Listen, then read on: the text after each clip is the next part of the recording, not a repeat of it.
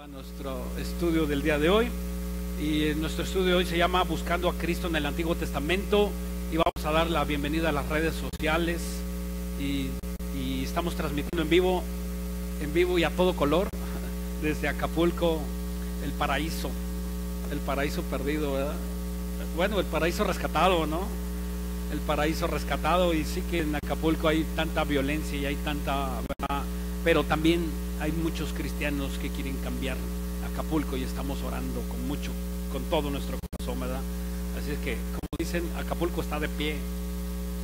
Bueno, vamos a comenzar y repito el título de la conferencia para los que anotan. Dice: Buscando a Cristo en el Antiguo Testamento. Y muchos piensan que Cristo no existe en las páginas del Antiguo Testamento. Eso es una idea ridícula, un pensamiento tonto de personas que no leen perfectamente la Biblia y que no la escudriñan, porque la Biblia dice que tiene que escudriñarse. Jesús dijo referente a esto: para que viendo vean, pero no entiendan, y oyendo oigan, pero no entiendan. Esto lo dijo en Marcos 4:12. Otros creen que la persona de Dios es igual a la persona de Jesucristo, y están completamente equivocados.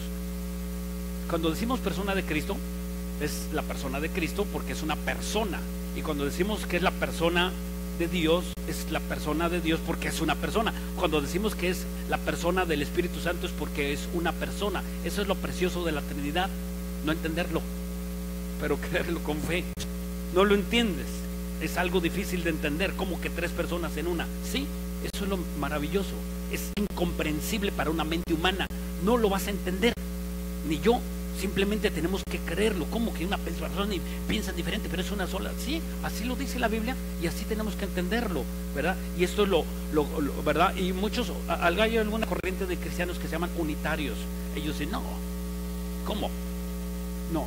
Y entonces ellos razonan en su pensamiento, los unitarios, y dicen: no, entonces Dios es el mismo y Cristo es el mismo. O sea, ellos razonan que Cristo es el mismo y Dios es el mismo.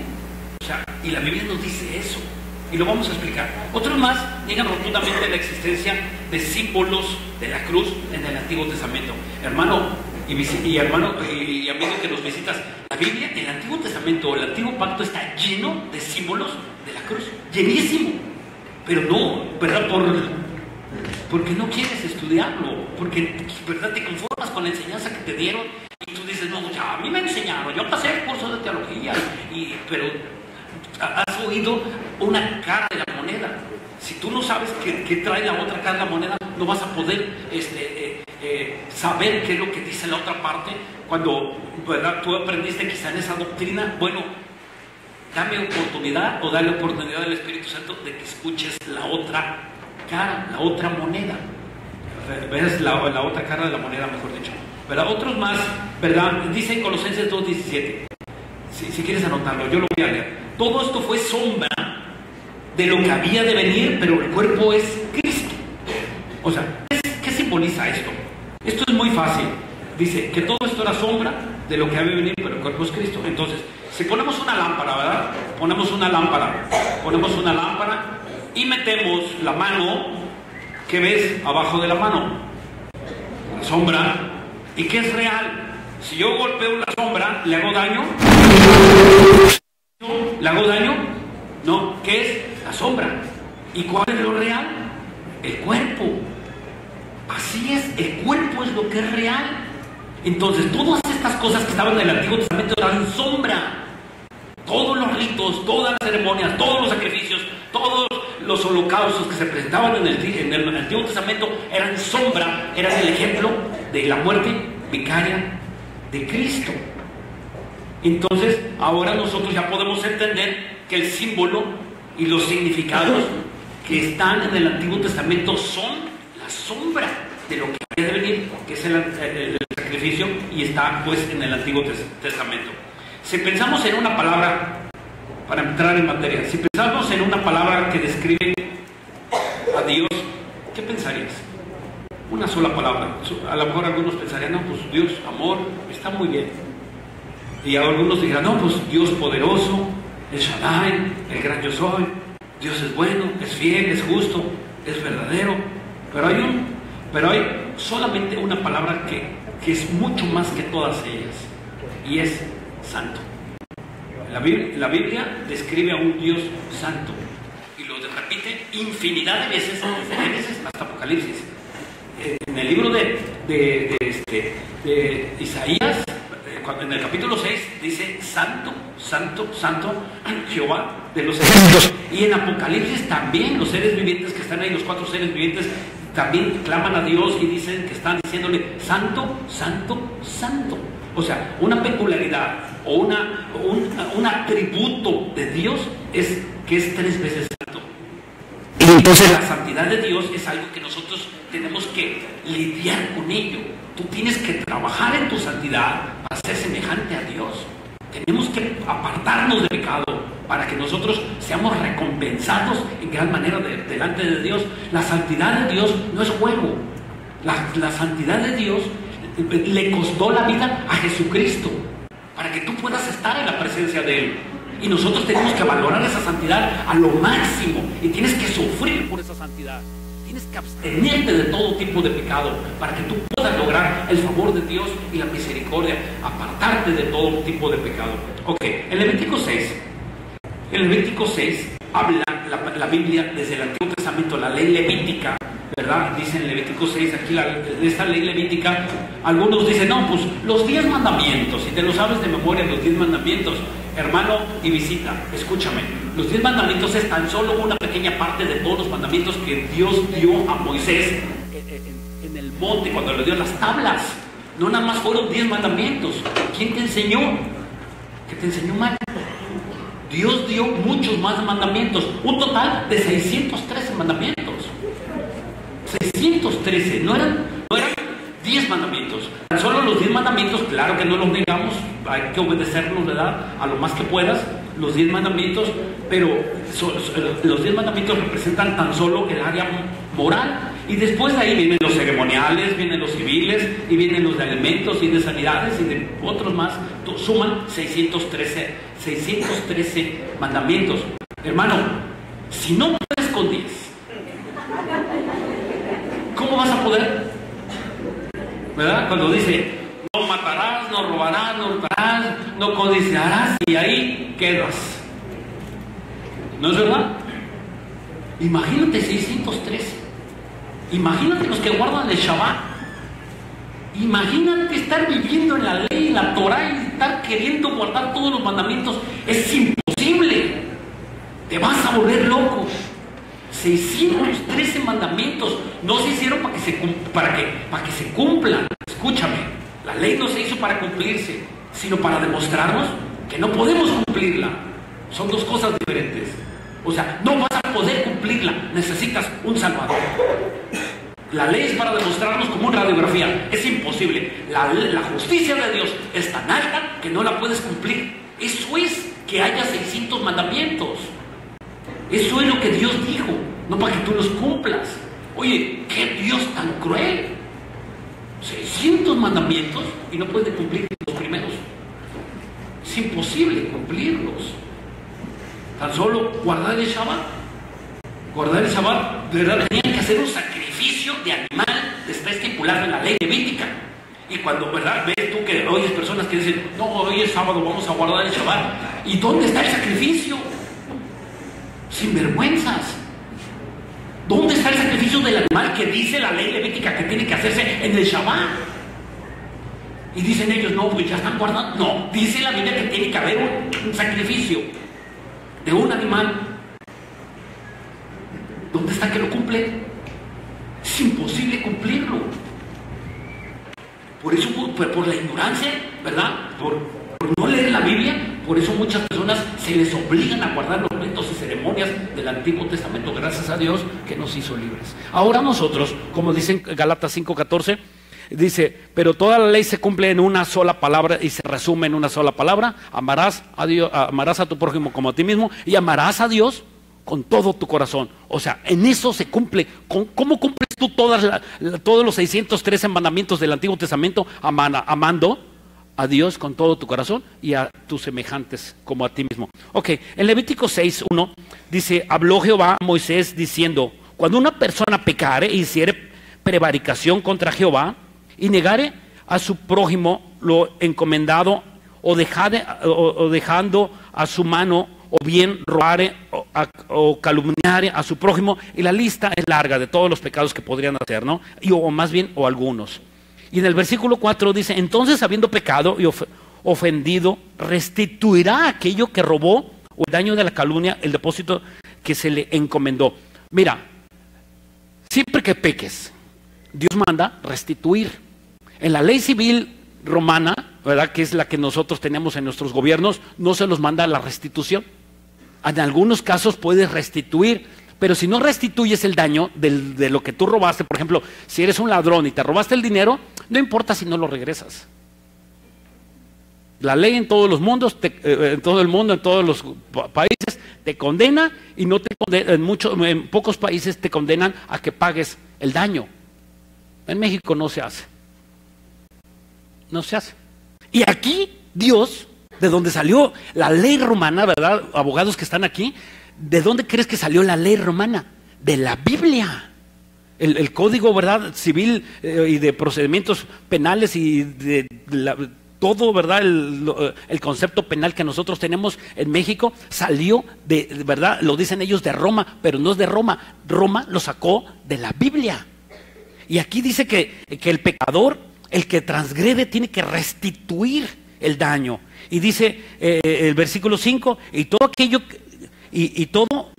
aquello sobre hubiese jurado falsamente lo restituirá por entero. Ok, versículo 6. Y para expiación de su culpa, esta palabra expiación, ahorita la voy a explicar, traerá a Jehová un carnero sin defecto de los rebaños conforme a su estimación, o sea, según su pecado. Y lo dará al sacerdote para expiación. Y entonces dice el versículo 7, y entonces el sacerdote era expiación delante de Dios, y entonces el sacerdote era el que hacía, ¿verdad? Tenía que estar en la presencia del sacerdote para que se ministrara el perdón. Ok, entonces esta palabra expiación es kafar. Kafar en el hebreo y se pronuncia y se escribe kapar con cada kilo, y significa cubrir. En el Antiguo Testamento el pecado se cubría. ¿Por qué? Porque Cristo no había muerto. Estaba cubierto. Abraham, cuando pecó, se cubrió su pecado. Isaac, ¿verdad?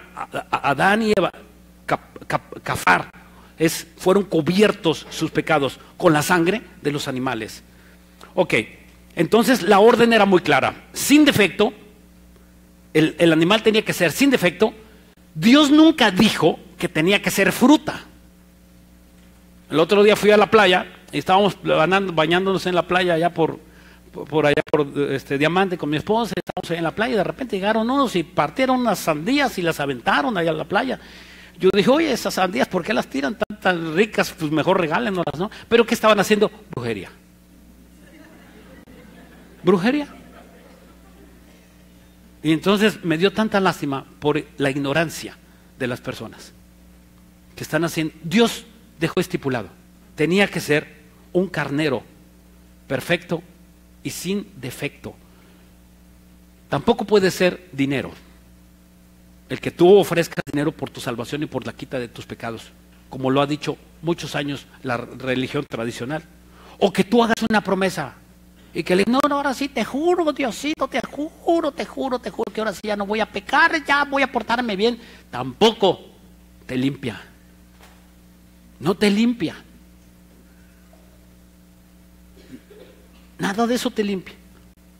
O hay personas que dicen, bueno, ahora que ya murió mi tío, mi abuelo, mi papá, vamos a hacerle una misa para que su alma sea rescatada del infierno y sea llevada a la presencia de Dios. Tampoco te salva. No te salva una misa. Nada hace. Unas oraciones no salvan. Una vez fui a orar me invitaron a orar no por un muerto, sino a orar por una familia donde había fallecido una persona. Y acabando de dar el mensaje y hice el plan de salvación, oré por los dolientes. Entonces me acerca una persona, al final ya me voy, me despedí y dice, oye, hermano, se te olvidó orar por el muerto. Y yo le contesté con cariño, le dije, oye, ¿sabes qué? Dice la Biblia que los muertos ya están en la presencia de Dios, ya Dios sabe dónde los colocó. Ya no tenemos que orar por los muertos. Los muertos ya dejan de existir en este mundo, ya no los vemos físicamente, están en la presencia de Dios. ¿Dónde Dios los pone? No lo sabemos. Ya no tenemos que orar por los muertos. Dios dice que no tenemos que orar jamás por los muertos. Tienes que cortarle, mi chavo. Córtale. Ya murió tu pariente, lo que haya, ¿verdad? El que tú, pero es que lo amaba. Ya lo amabas aquí en la tierra, pero ahora en el cielo va a ser otro tipo de amor. Tienes que romper ese parentesco, lo tienes que romper, tiene que acabar porque no puedes vivir atado con esa persona. Te vas a amargar. No estás diseñado. Por eso Dios manda claramente: amarás a Dios sobre todas las cosas. Y si tú amas a Dios sobre todas las cosas, puedes dejar de amar a esa persona. Entonces podrás tener, oye, ¿lo dejo de amar? Sí. Y que tengas un bonito recuerdo, está bien, pero no que lo sigas amando. Una vez me invitaron a una casa, ¿verdad?, de una persona que había muerto su esposa, ¿verdad? Y entonces, oye, pues bienvenido, ¿verdad? Oye, bienvenido, sí. ¿Verdad? El hombre, y estaba presentando ahí a la familia, y dice, te presento a mi esposa. Y yo dije, híjole, ¿cómo que su esposa? Yo sabía que había muerto su esposa. Y yo cuando me quedo así su esposa, yo dije, pues ahorita va a salir el espíritu del diablo por aquí, ¿no? A ver qué es. Y me dice, no, hermano, acá está mi esposa. Y estaba un cuadro de la esposa ahí en media sala. Le dije, fue tu esposa, ya no es. Fue, dejó de ser. Fue en vida. Se acabó. Tienes que cortarle las amarras, dejarla ir, liberarte. Ya no es más nuestro familiar. Allá vamos a ser hermanos todos. Ya no es tu tía, tu mamá, tu esposa. Ya todos en el cielo vamos a ser hermanos. Ok. Entonces, ¿verdad? Dice aquí, esta expiación va a ser, tiene que ser bajo el lineamiento específico de Dios. De hecho, el libro de Levítico siempre está hablando de dos cosas, resalta la ley levítica: una, la santidad de Dios, y otra, cómo tienes que presentar las ofrendas. Dios es quien dijo cómo se tienen que presentar las ofrendas, cómo tiene que hacer la adoración, Dios lo dijo, cómo tienes que hacer el sacrificio, Dios lo dijo. Todo está escrito en el libro de Levítico para que nosotros entendamos los símbolos, las sombras de lo que estaba en el Antiguo Testamento. Ok, entonces pasamos al libro de Hebreos. Hebreos 9. Hebreos 9:9. Aquí en Hebreos 9 habla, en ese capítulo 9, habla del sacrificio de Cristo, que fue la sustitución del libro de Levítico. Cristo vino a sustituir lo que se había hecho en el antiguo pacto. Escúchame, el Antiguo Testamento también llamado Antiguo Pacto, el Nuevo Testamento también llamado Nuevo Pacto. Nosotros estamos ahora bajo un nuevo pacto, para que podamos entenderlo mejor. Ok, Hebreos 9:9. Lo cual es símbolo para el tiempo presente, según el cual se presentan ofrendas y sacrificios que no pueden hacer perfecto en cuanto a la conciencia al que practica este culto. Dice que no pueden hacer perfecto, claro, porque en el Antiguo Testamento era kafar, cubrir. Y ahora Cristo no nos cubre, la sangre de Cristo no nos cubre. Ahora la sangre de Cristo nos limpia totalmente. Ya que consiste no solo en comidas, versículo 10, ya que consiste solo de comidas y de bebidas y de diversas abluciones y ordenanzas acerca de la carne impuestas hasta el tiempo de la reforma de las cosas. Versículo 11, pero estando ya presente Cristo como sumo sacerdote de los bienes venideros por el más amplio y perfecto tabernáculo, no hecho de manos, es decir, no de esta creación, y no por sangre de machos cabríos, ni de becerros, ni de animales, sino por su propia sangre, entró una vez y para siempre en el lugar santísimo, habiendo obtenido eterna redención. Si quieres subrayar en tu Biblia, eterna redención. Pregunta, ¿eterna redención de quién? ¿De Jesús? No, él no necesitaba. Él era Dios. ¿Eterna redención de quién? De nosotros. De nosotros los cristianos. Ahí dice que eterna redención, la salvación no se pierde. Eterna redención. ¿Bajo qué? Bajo el nuevo pacto. Si tú tienes a Cristo, tienes la vida eterna. Si tú no tienes a Cristo, no tienes la vida eterna. Si tú dices y crees que recibiste a Cristo hace un año, hace un mes, y tu vida no ha cambiado, no te engañes. No tienes al Hijo.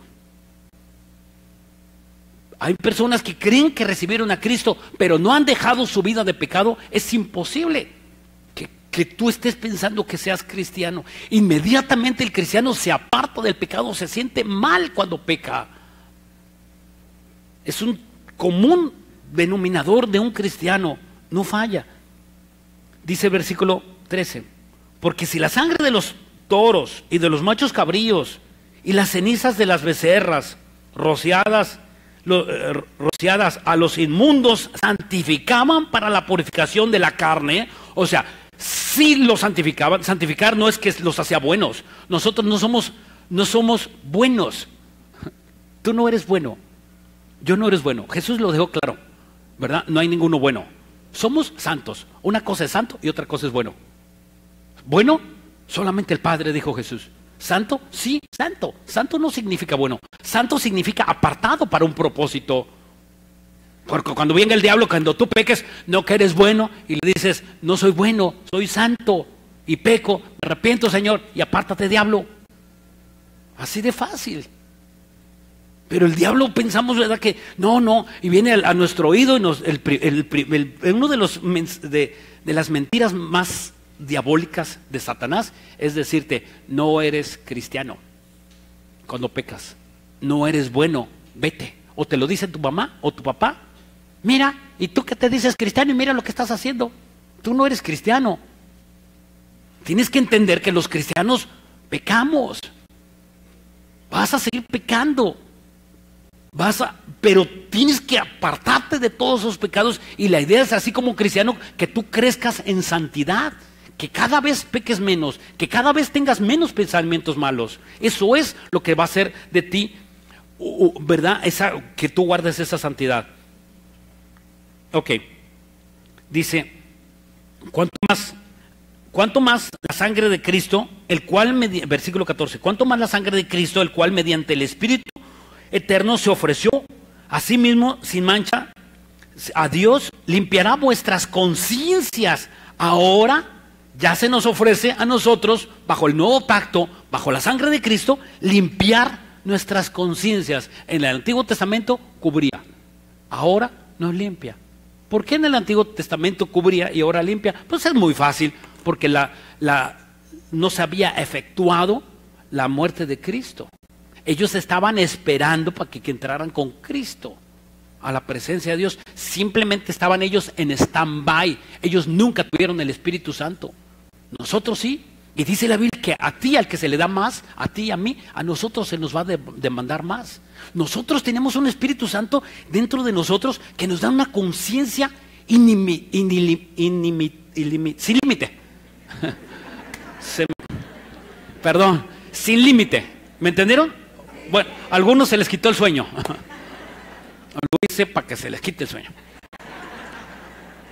Ese Espíritu Santo que está dentro de nosotros es sin límite y te puede dar indicaciones precisas de lo que tú tienes que hacer y de las cosas que tienes que decidir.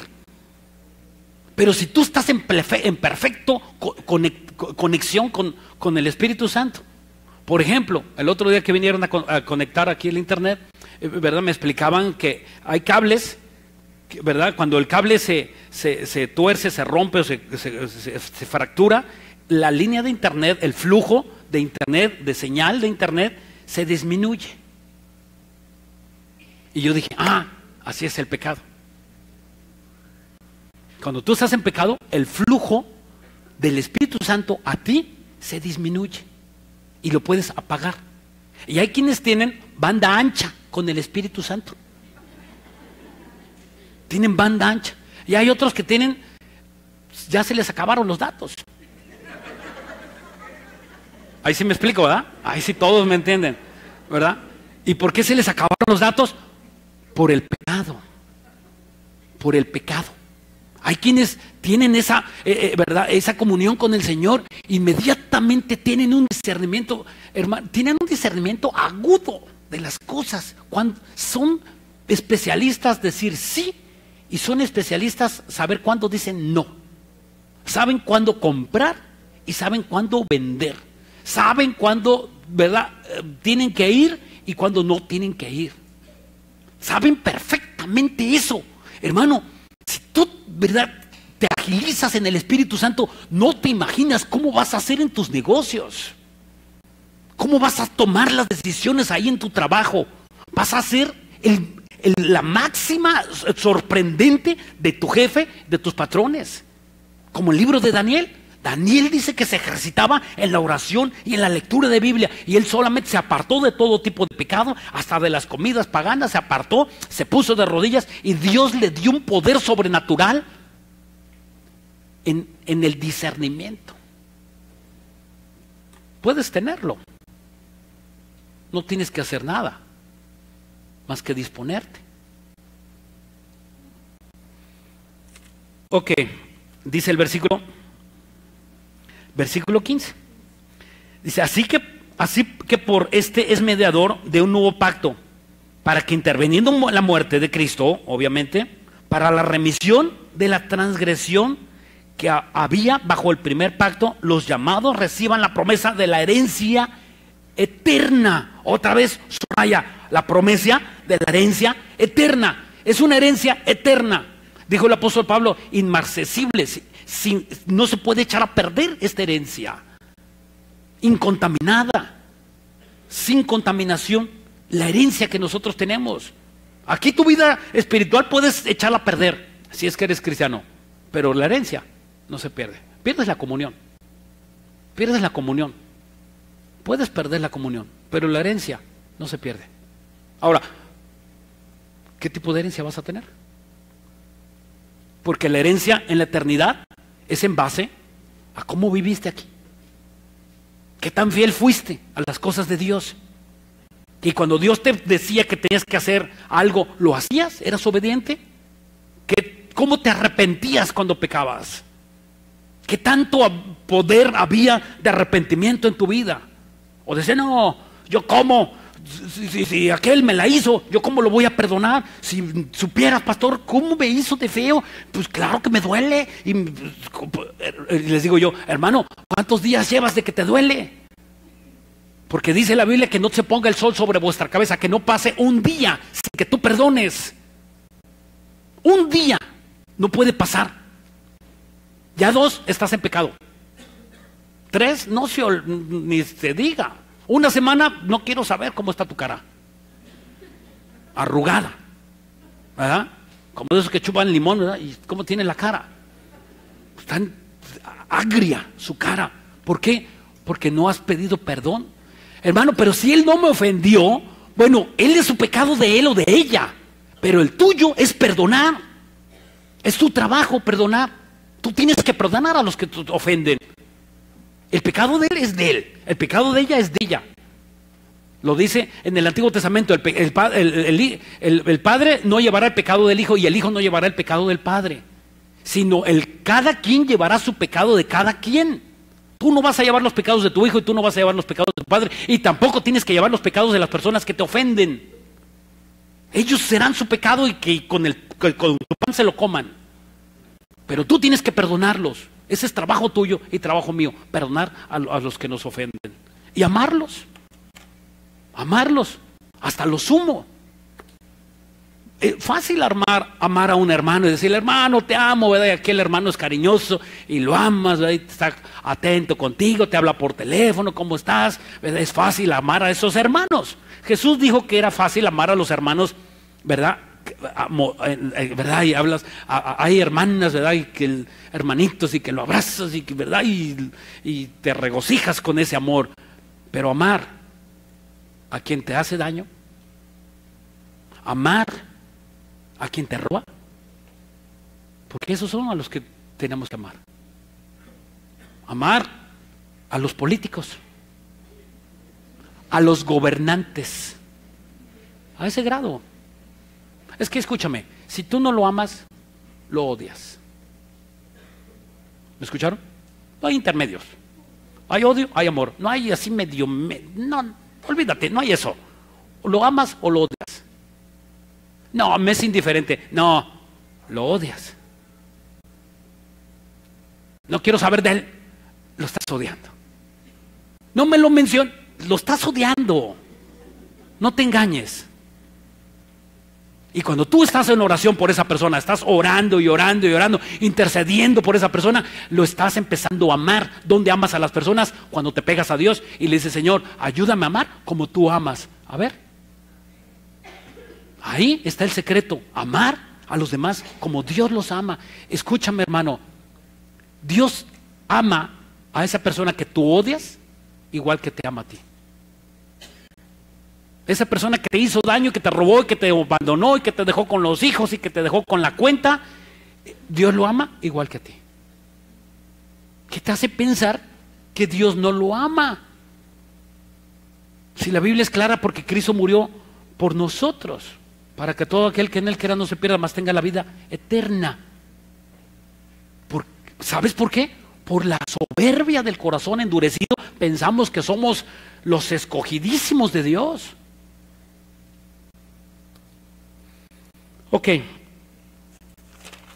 veamos la existencia de Cristo en el Antiguo Testamento. Miqueas 5:2. Miqueas 5:2. Esta profecía en Miqueas 5:2, esta profecía en Miqueas 5:2 tiene aproximadamente 750 años antes de Cristo. A la fecha, pues tiene 2750 años aproximadamente. Y fíjate,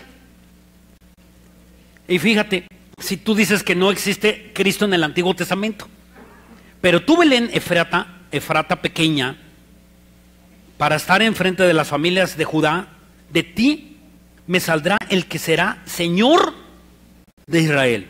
Y sus salidas son desde el principio, desde los días hasta la eternidad. Fíjate, número uno, Belén. Belén no existía. O sea, lo profetizó con 750 años el profeta Miqueas. Y que de ahí de Belén, de un pequeño poblado, Belén no era una ciudad, Belén era un barrio, Belén era un pueblito, eran unas casitas, era un caserío, como tú quieras llamarle, un ranchito. Eso era Belén. Eso era Belén. Y de ahí se levantó Jesucristo. Y ese Belén estaba dentro de la comunidad o del municipio, por así decirlo, de Judá. Y todo esto estaba profetizado. Y que Jesús salía desde antes. O sea, Jesús estaba con el Padre. Estaba en la presencia del Padre y el Hijo. Hay muchos versículos donde hablan, hay diálogos entre ellos. Hay una comunicación perfecta. Son personas. Al Hijo le duele. El Hijo, ¿verdad?, puede sentir gozo. El Padre también. El Espíritu Santo también. Eso demuestra que son personas. Cuando hablamos de que el Espíritu Santo se entristece, es porque es una persona, el Espíritu Santo, y puedes contristarlo. ¿Por qué pues los judíos, si leen este versículo, no lo entienden? Niegan la deidad de Jesús. ¿De dónde viene esa cerrazón cristiana? Bueno, de esa cerrazón de no entender la Biblia, lo viene de aquí. Déjame explicarlo. Deuteronomio 6. O sea, esto lo leen los judíos, este versículo que acabamos de leer, Ellos tienen otra explicación. Y lo leen los testigos de Jehová y tienen otra explicación. Déjame decirte más. Deuteronomio, vamos a Deuteronomio 6. Aquí en Deuteronomio 6, ¿verdad? Esto obviamente pasa por la ignorancia y niegan que Cristo está en el Antiguo Testamento, niegan la Trinidad y niegan que Jesucristo sea el Salvador. Esto lo hacen estas religiones, los judaizantes y los testigos de Jehová, entre otros. ¿De dónde lo sacan? ¿De dónde viene este error? De aquí. Y te enseñan este versículo. A ver, aquí dice que Dios es uno, como son dos. ¿Y qué les dices? Oye, Israel, Jehová, nuestro Dios, uno es. ¿Podrías tú explicarlo? ¿Podrías tú, hermano que tienes 2, 3 años en Cristo, podrías explicar este versículo? O cuando te lo enseña un testigo de Jehová, ¿qué le vas a decir? ¡Ay! No, lo que lo había leído, ¿qué voy a hacer?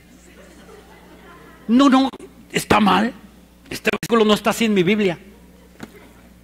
Dice, Jehová uno es. Ahora, vamos a explicarlo, ¿verdad? Dice, esta palabra uno es ejad en el hebreo y significa unidad compuesta. O sea, no quiere decir que sea uno solo, sino uno en tres. ¿Sí me explico? Por ejemplo, en Génesis 2:24 dice, dejará el hombre a su padre y a su madre y se unirán y serán ¿verdad? Una sola carne. Y dice, esa palabra, se unirán y serán una sola, es ejad. Simboliza unidad. Pregunta, ¿cuándo te casaste con tu esposa? Ahora ya entiendes que ahora eres una sola carne. Pregunta, ¿perdiste tu personalidad cuando te casaste? No. ¿Perdiste tus libres pensamientos? No. ¿Perdiste tu individualidad? No.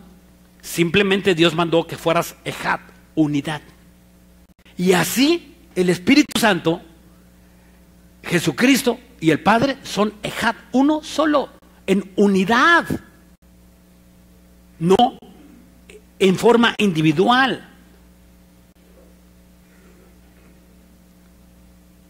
En Juan 10:30, otra vez Jesús lo dijo, el Padre y yo somos uno. Que está hablando de unidad. Jesucristo no es Dios y Dios no es Jesucristo.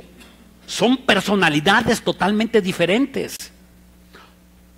¿Dónde está pues la Trinidad del Antiguo Testamento? Vamos a verlo.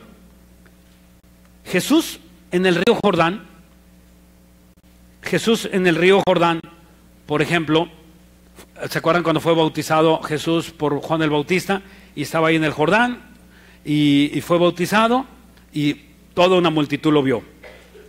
Y dice, estamos viendo aquí a Jesucristo en el Nuevo Testamento. Y dice una voz, este es mi Hijo amado, en el cual tengo complacencia, a él oír. ¿Y quién estaba bautizándolo? Juan el Bautista. ¿De dónde se oyó la voz? Del cielo. Entonces, ¿Cristo es ventríloco? O agarró un micrófono, así como este chiquitito, ¿verdad? Este es mi Hijo amado. ¡Ay, sí! Le puso bocinas por allá. No, dice la Biblia, describe que se oyó una voz del cielo. O sea, el Padre hablando y el Hijo escuchando. Y todos los que estaban ahí escucharon. Ahí se vio la Trinidad. Y luego viene una paloma. Y se muestra el Espíritu Santo como una paloma. Ahí está la Trinidad. ¿Dónde está que no está en el Nuevo Testamento ni en el Antiguo Testamento? Claro que sí. Otro caso. Padre, encomiendo mi espíritu en Lucas 23:4. ¿Verdad? Cuando estaba muriendo Jesús, Padre, encomiendo mi espíritu. ¿A quién se lo dijo? Al Padre. ¿Y qué le estaba encomendando? El Espíritu. ¿Y qué nos estaba diciendo? El Hijo. Ahí está la Trinidad. ¿Dónde está pues que no existe? Veamos pues la cruz en el Antiguo Testamento. O en el Antiguo Pacto. Génesis 3. Génesis 3.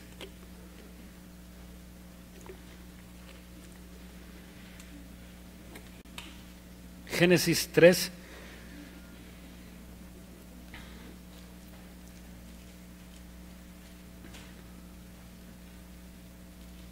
Génesis 3, ¿verdad? Y aquí dice en Génesis 3, antes de ir a Génesis, quiero hacer una reflexión. La Biblia dice que Dios ama al pecador, pero también dice que Dios tiene que castigar al pecador, porque la paga del pecado es muerte. Según la Biblia, Dios te ama, y según la Biblia, tienes que morir. ¿Cómo pues Dios solucionó ese problema? Fácil. Dios mandó a que Cristo muriera en la cruz. Para muchos esto es ridículo, o insignificante, o sin valor, porque no pueden tener el valor, ¿verdad?, de entender que Cristo murió por ellos, o por ti, o por mí, murió, y ellos no lo toman en cuenta como que es algo sin importancia. Cuando tú debes de entender lo más importante que existe en este planeta Tierra es que Cristo murió, y que Cristo resucitó, y que está ahora sentado a la diestra del Padre. Cuando tú entiendas este mensaje, el mensaje central de toda la Biblia, entonces tu vida va a cambiar. Se va a quitar de tu cabeza una sombra, ¿verdad? Hay algo oscuro que está obstaculizando tus pensamientos, y se va a quitar de tu vida, y vas a empezar a ver la vida claramente como Dios quiere que tú la veas.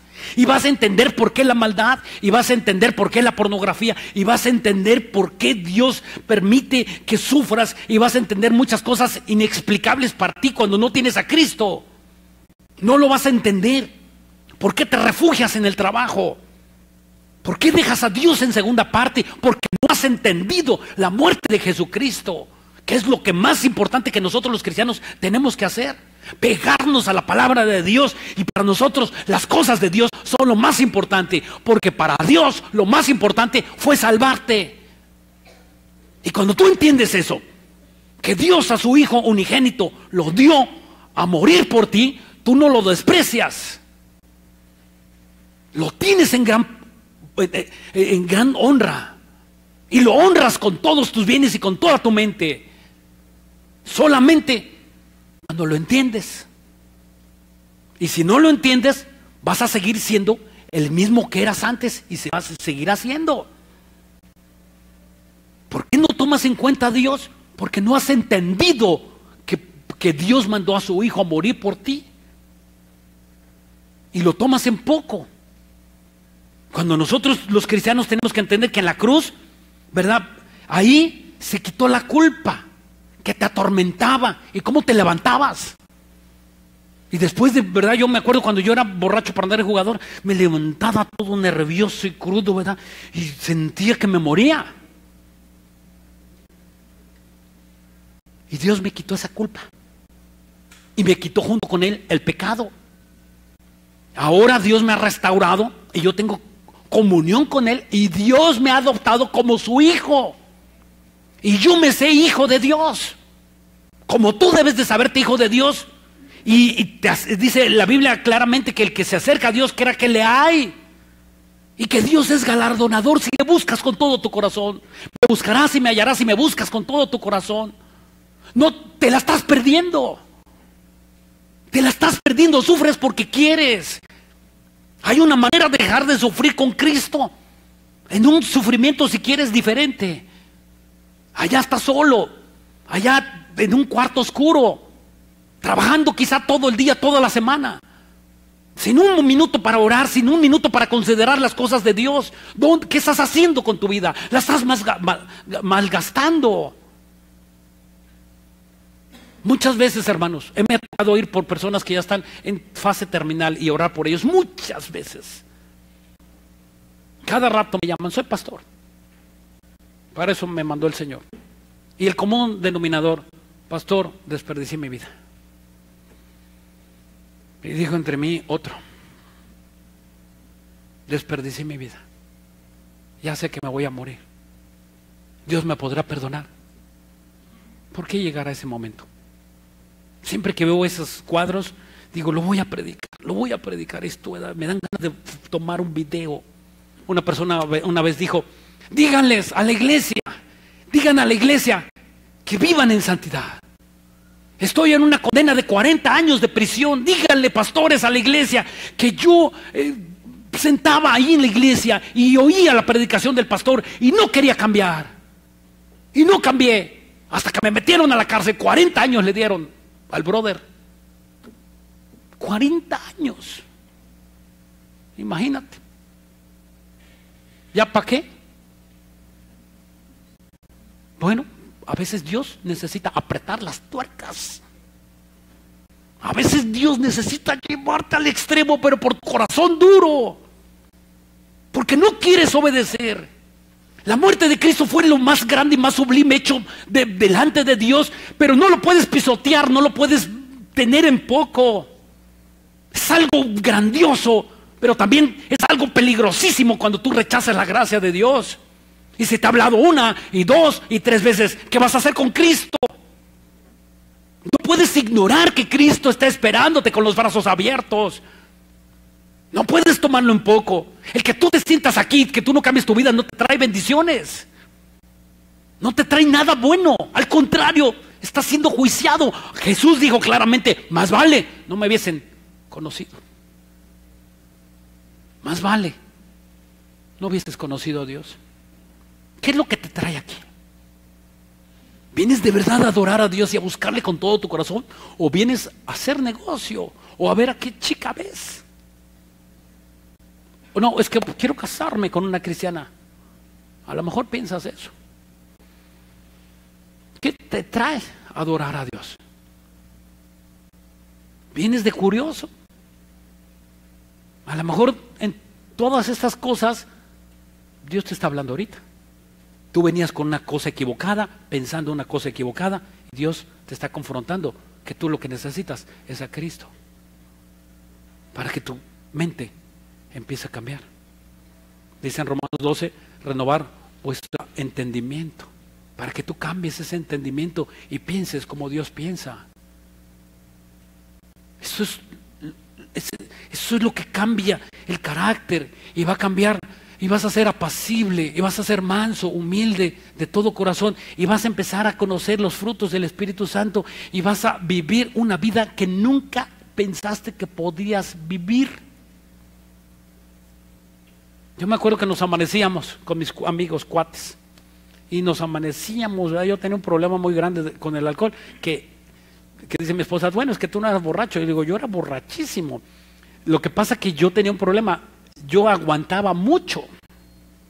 Yo tenía un aguante para el alcohol, pero aguante. Entonces yo no caía y quedaba tirado ahí. No, era de los que me iba a seguir la parranda. Entonces tenía un problema. Yo compartía a un hermano la semana, le decía, es que yo quería buscar ese gozo que da el alcohol. Hay un momento de éxtasis en el alcohol. Hay un momento de éxtasis en el sexo. Hay un momento en el sexo ilícito, el sexo prohibido. Hay un momento de éxtasis en la droga, en la cocaína, en lo que tú me digas. Hay un momento de éxtasis con el dinero. Cuando te pagan, ¿verdad? Te gusta el olor de dinero. Wow, hay quienes dicen eso, los he oído. Pero es un momento tan solo. Es tan solo ¿cuánto dura el placer? ¿Cuánto dura? Segundos, hermano. Y después se apaga. Y en Cristo estás gozoso las 24 horas del día. Puedes estar con esa euforia si estás viviendo en santidad. Y puedes estar dichoso, feliz, ¿verdad? Y luego nosotros vamos a los restaurantes con hermanos y hacemos una fiesta, y dicen los meseros, ¿y ustedes cómo le hacen? Dicen, no, nada de alcohol, ¿qué se meten? Me dijo a mí uno así, ¿qué se meten? Me dijo uno de confianza. Y dice, ¿qué se meten? Le digo, Biblia. Esto nos metemos, Biblia. Y puedes ser feliz inmensamente. Y nada te quita tu gozo, nada te lo quita. ¿Quién nos podrá arrebatar de la presencia de Dios? Nadie. Ni los ángeles, ni principados, ni potestades, ni lo presente, ni lo porvenir, ni ninguna otra cosa creada podrán separarnos del amor de Dios. pero no la has experimentado porque no quieres. Estás buscando donde no hay. Y el diablo es capaz de darte más dinero para que te pierdas, o más droga, o más sexo prohibido, o más del malo para que te vayas. Dice la Biblia que Dios envía un poder engañoso para que creas en las mentiras. ¿Puede hacerlo Dios? Sí lo hace. Cuando Dios te ha hablado 1, 2, 3, no sé cuántas veces. Y ahí quedaste. Que no seas tú la próxima persona que voy a orar al hospital. Que no seas tú. Y que digas, desperdicié mi vida.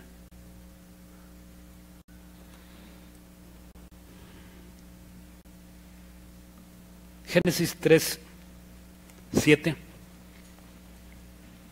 Entonces fueron los abiertos los ojos de ambos y conocieron que estaban desnudos. ¿De quién estamos hablando? De Adán y Eva. Entonces cosieron hojas e higueras y se hicieron delantares, ¿verdad? Entonces aquí vemos claramente que Eva y Adán inventaron las religiones.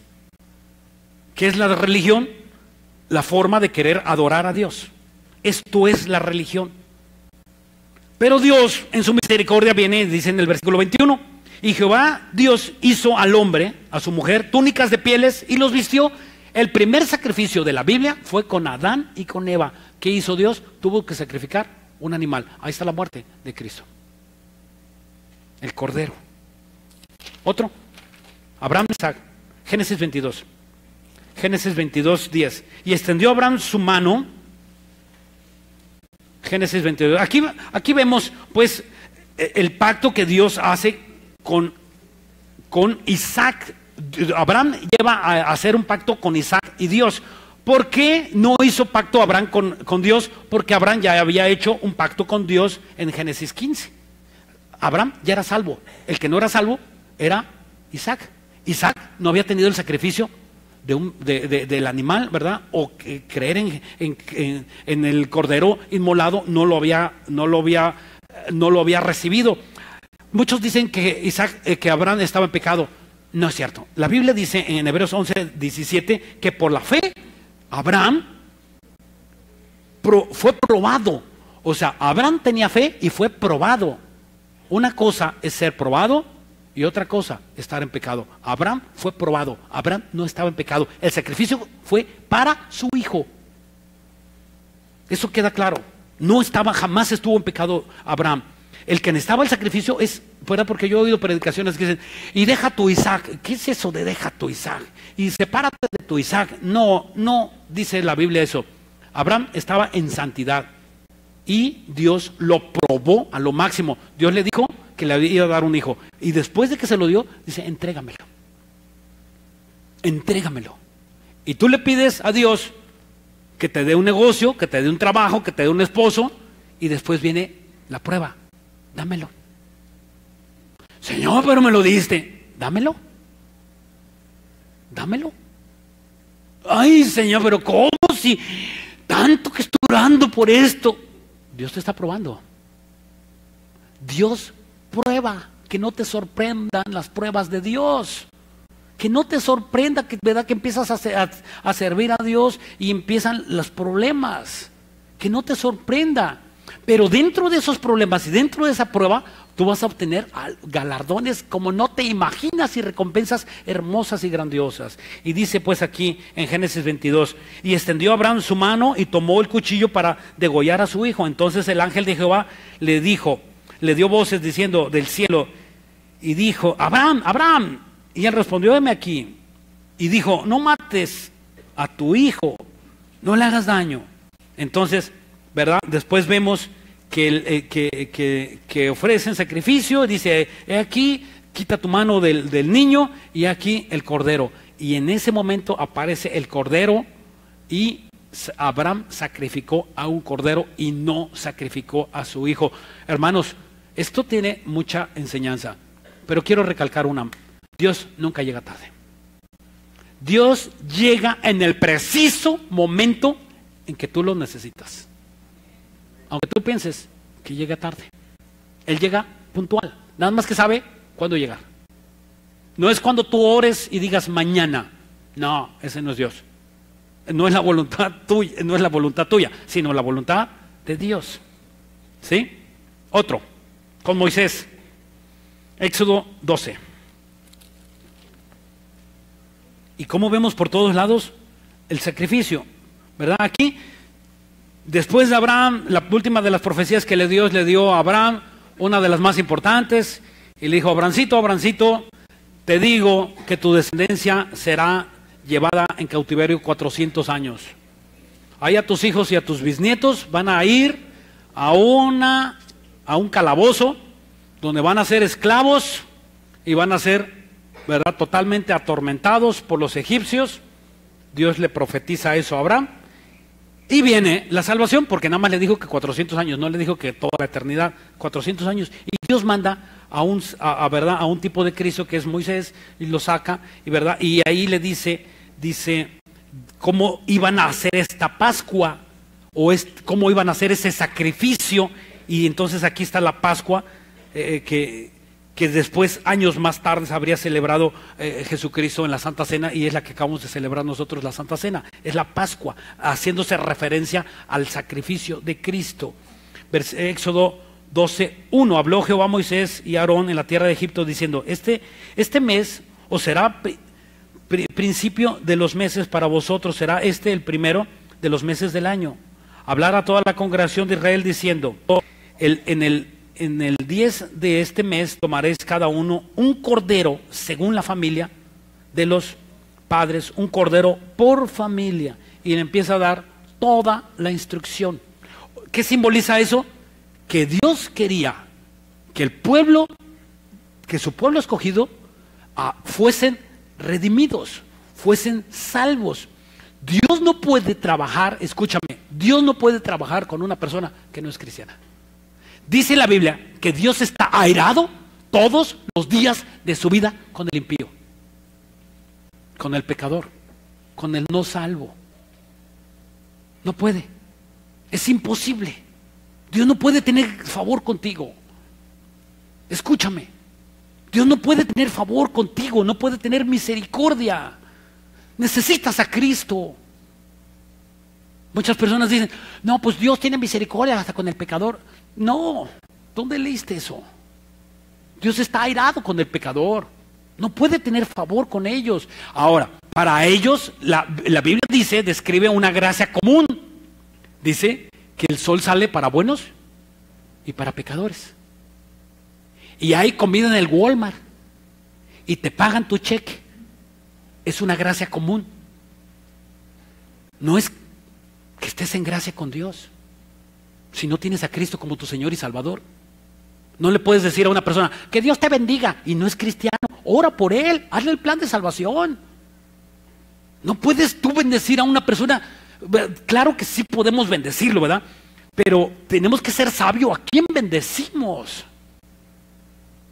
Y si tú no oras por él, ¿qué caso tiene bendecir algo que Dios no ha bendecido? Tú y yo no somos dioses. El plan de salvación, ¿sabes qué, hermano? Amigo, arrepiéntete, necesitas a Cristo como tu Señor y Salvador para que Dios te ayude. Y si tú dices que Dios le ayuda y es pecador, ¿para qué necesita a Cristo? ¿No es una locura? Necesitan a Cristo para que Dios los ayude.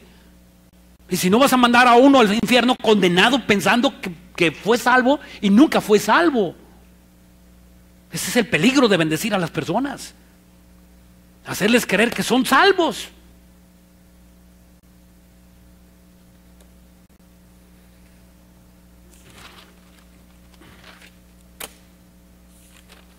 Así llegamos pues a los tiempos de Juan el Bautista, en Juan 1:29, y con eso terminamos. Juan 1:29 en el Evangelio de Juan. Por toda la Biblia están esos ejemplos de la muerte de Cristo en los sacrificios. Siempre, cuando tú estudies la Biblia, ahora vas a entender que cuando veas y leas la Biblia, vas a entender perfectamente que, ¿verdad? Un pastor dijo, ¿verdad?, que es un hilo rojo que corre desde Génesis hasta Apocalipsis. Otros han dicho que es un canal de sangre, que es un río de sangre que corre desde Génesis hasta Apocalipsis. Este río de sangre es la sangre de Jesucristo. Aquí Jesús se presenta por primera vez, sale del anonimato, aunque Cristo ya tenía casi 33 años, casi 30 años cuando empezó su ministerio, porque él murió a los 33 años, entonces él empezó aproximadamente a los 30 años, 3 años y medio duró su ministerio, entonces él debió haber empezado entre los 29 años y los 30 años aproximadamente. Y Juan el Bautista dijo, él es el Cordero. Yo no le conocía. ¿Y cómo no le conocía si era su primo?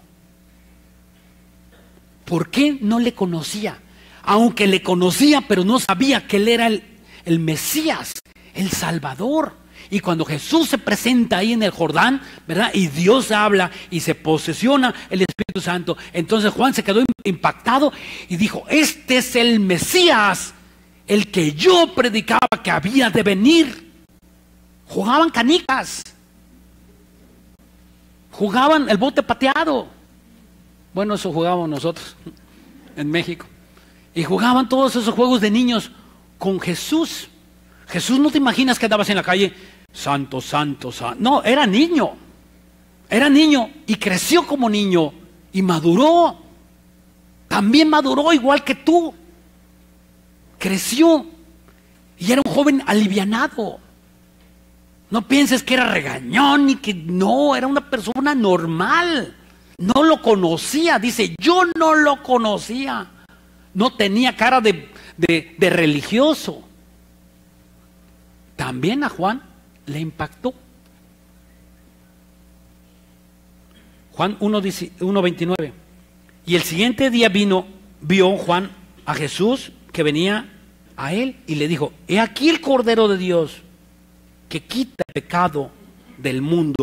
Ahora, por primera vez en la historia, hace 2000 años, Cristo se presenta ahí en el río Jordán, delante de toda una multitud, y dice, he aquí el Cordero. Y Jesús no lo negó.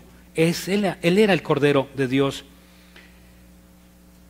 Cuando Cristo fue crucificado, y fue azotado, vamos a recordar la muerte de Cristo. Cuando Cristo fue crucificado y fue azotado, Poncio Pilato dictaminó, dice, crucifíquenle, pero azótenle antes. A todos los crucificados los azotaban. El flagelo era un látigo, o flagelo o látigo es lo mismo, de 6 ramales, donde en las puntas llevaba huesos y pedazos de hierro, para cuando se amarraban las extremidades, ¿verdad?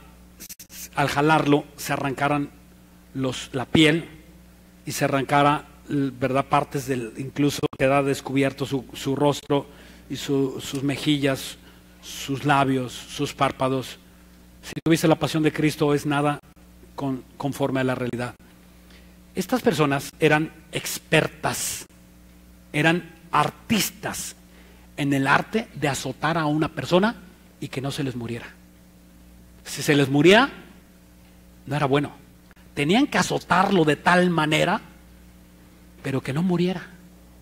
Entonces sabían cómo meter los latigazos. No podían matarlo. Se les tomaba a estos soldados como inexpertos. Estos eran expertos soldados en el arte de el flagelo. Después de que azotaron a Jesucristo con aproximadamente 40 azotes, entre 2 personas, uno por una izquierda y otro por la derecha, le quitaban todo, la ropa, y empezaban a azotarlo una y otra vez, una y otra vez. Después de haberlo azotado, su cuerpo todo ensangrentado, desfigurado, como dice en el libro de Isaías, desfigurado, ya no había hermosura en él, fue desfigurado.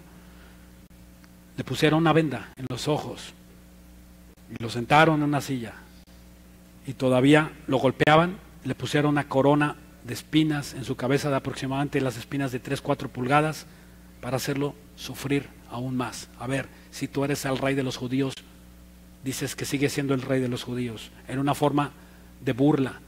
Agarraban y con un garrote le golpearon la cabeza duramente, como dice la Biblia, y con las vendas tapadas le preguntaron, ¿quién te golpeó? Si eres Dios, dinos, ¿quién te golpeó? Lo obligaron a cargar una cruz. De ahí, del pretorio romano al monte Gólgota, lo llevaron cargando una cruz, un madero, y caminó. Jesús aguantó, porque Jesús era un hombre muy sano y era una persona que se ejercitaba muchísimo. Caminaba aproximadamente 40 kilómetros al día. Los clavos, cuando llega al monte Gólgota, los clavos eran aproximadamente 3 o 4 pulgadas, así de largos, 4 pulgadas, 3 o 4 pulgadas de hierro. Y tenían que perforarle las manos, y al perforarle las manos, antes de perforarle las manos, le amarraban en las muñecas mecates, ¿verdad? O cuerdas, y lo jalaban. Y era tan fuerte el jalón que le daban que le dislocaban los hombros. Todo esto lo hicieron a nuestro Señor Salvador, por ti y por mí. Y al perforarle las manos, con los clavos, la idea era encontrar el nervio medio que está en el hueso metacarpo, y ese nervio da un dolor impresionante que duele todo el cuerpo. Los médicos dan testimonio de esto. Entonces, estirado, ¿verdad? Y también estiran sus piernas de tal manera que estuviera totalmente pegado a la cruz. No estaba medio pegado, estaba totalmente pegado a la cruz. Esto con el efecto de que no pudiera respirar y que se muriera rápido. Pero como él era sano, aguantó. Como dice la Biblia. Ahí, en la crucifixión a las 3 de la tarde, porque él muere a la hora novena, que son las 3 de la tarde, con el sol arriba, sin comer, con inmenso dolor, sufrió. Y yo creo que él aguantó todo esto porque estaba orando por ti. Estaba en su mente de Dios, estaba orando por ti y por mí.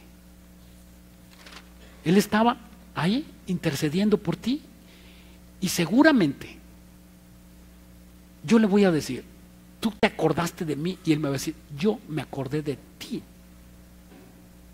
¿Dijiste mi nombre? Dice la Biblia en el Salmo 139, dice que él sabía de dónde nacíamos y cómo nos llamamos y cómo nos sentamos. Él nos conocía antes.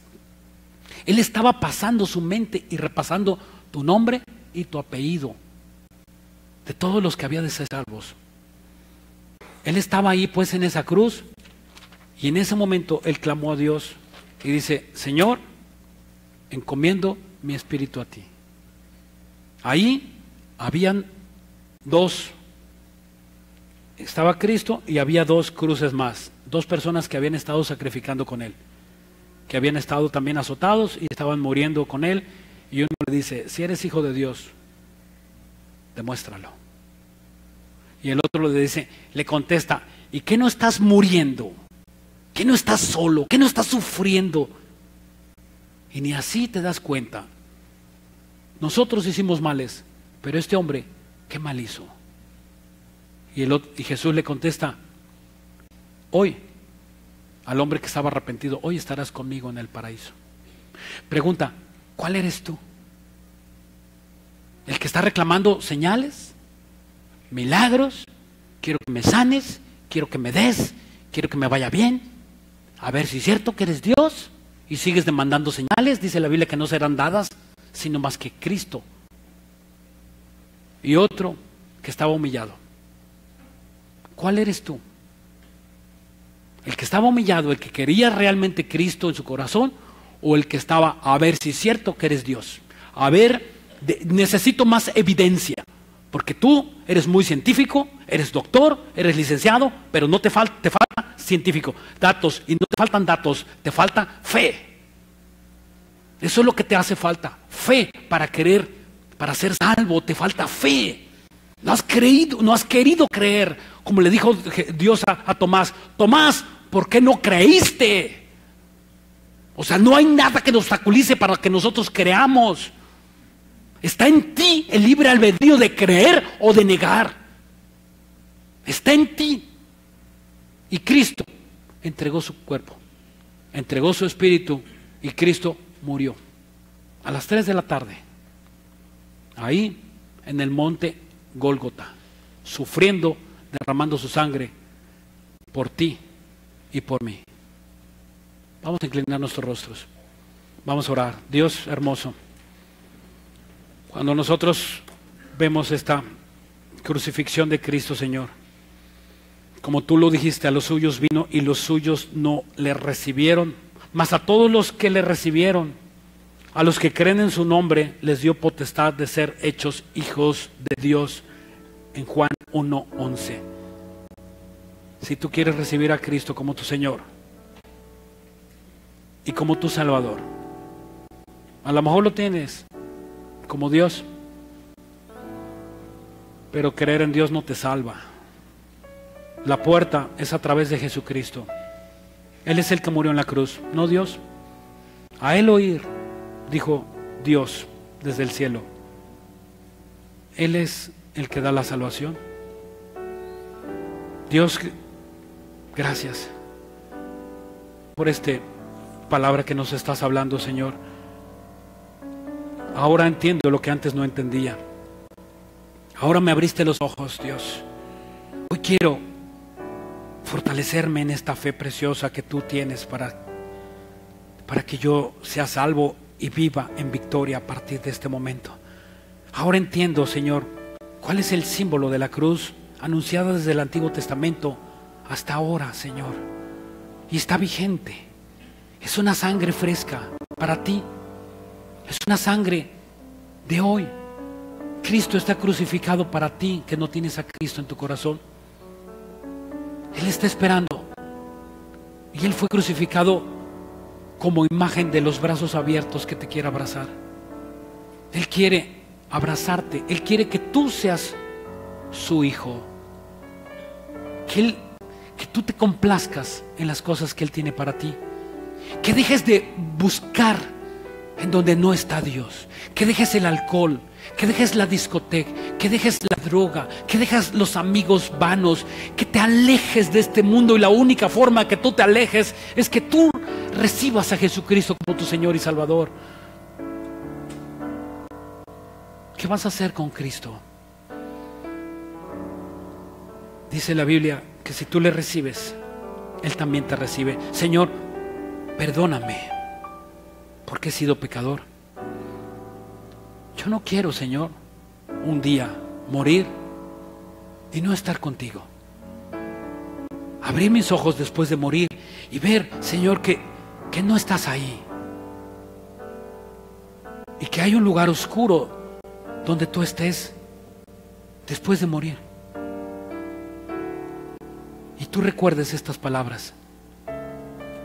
Dios quiere salvarte. Y Dios dice que no quiere que perezcas, sino que procedas al arrepentimiento. Señor, perdona por mis pecados. La Biblia dice que no hay pecado grande y ni pecado chico. Todos son pecados delante de Dios.